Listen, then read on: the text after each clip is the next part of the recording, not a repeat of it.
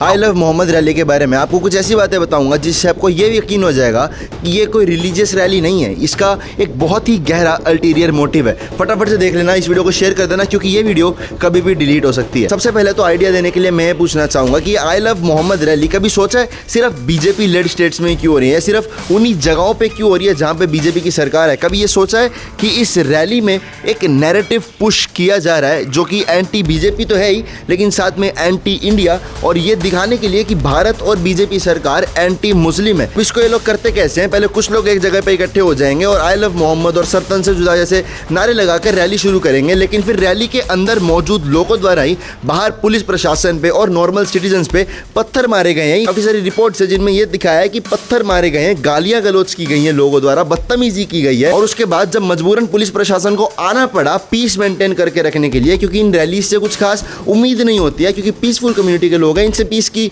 उम्मीद ना करना ही ठीक रहता है। वहां पर अचानक से बहुत सारी भीड़ इकट्ठा हो जाती है और फिर पुलिस प्रशासन के साथ धक्का मुक्की शुरू हो जाती है और वायलेंस को धीरे धीरे बढ़ाया जाता है। पुलिस प्रशासन के थोड़ा सा एक्शन लेते ही वहां पर नौटंकी की जाती है, भगदड़ मचाई जाती है, जो कि ऑलरेडी एडवांस में प्लान्ड होती है इस प्रोटेस्ट को, इस रैली को एस्केलेट करने के लिए। और फिर जब चीजें इतनी एस्केलेट कर जाती है कि पुलिस को मजबूरन बीच में एक स्ट्रॉन्ग एक्शन लेना पड़ता है, रैली को रोकना पड़ता है, क्योंकि लोग जब आगे से इतनी भगदड़ मचाएंगे, इतनी मारापीटी करेंगे तो पुलिस को मजबूरन लाठीचार्ज भी करना पड़ता है। जिसके बाद ये लोग ये नैरेटिव फैलाते हैं कि देखो बीजेपी लेड स्टेट्स में, बीजेपी लेड जगहों पे पुलिस प्रशासन एंटी मुस्लिम है, मुस्लिमों पे लाठियां बरसाई जा रही हैं, अत्याचार किया जा रहा है। जबकि ये सब कुछ प्लान्ड होता है स्टार्टिंग से ही, सिर्फ ये नैरेटिव फैलाने के लिए कि भारत सरकार, सेंट्रल गवर्नमेंट, बीजेपी की गवर्नमेंट, देखो क्योंकि सिर्फ बीजेपी लेड स्टेट्स में ये रैलीज हो रही हैं और कहीं पे रैलीज नहीं की जा रही है, क्योंकि फिर नैरेटिव भी तो फैलाना है ना कि बीजेपी सरकार मुस्लिमों के खिलाफ है। ये नहीं बताएंगे कि हम खुद वहां कितनी बदतमीजी कर रहे हैं, वहां कितनी नौटंकी कर रहे हैं, और बीजेपी सरकार क्या, वहां पे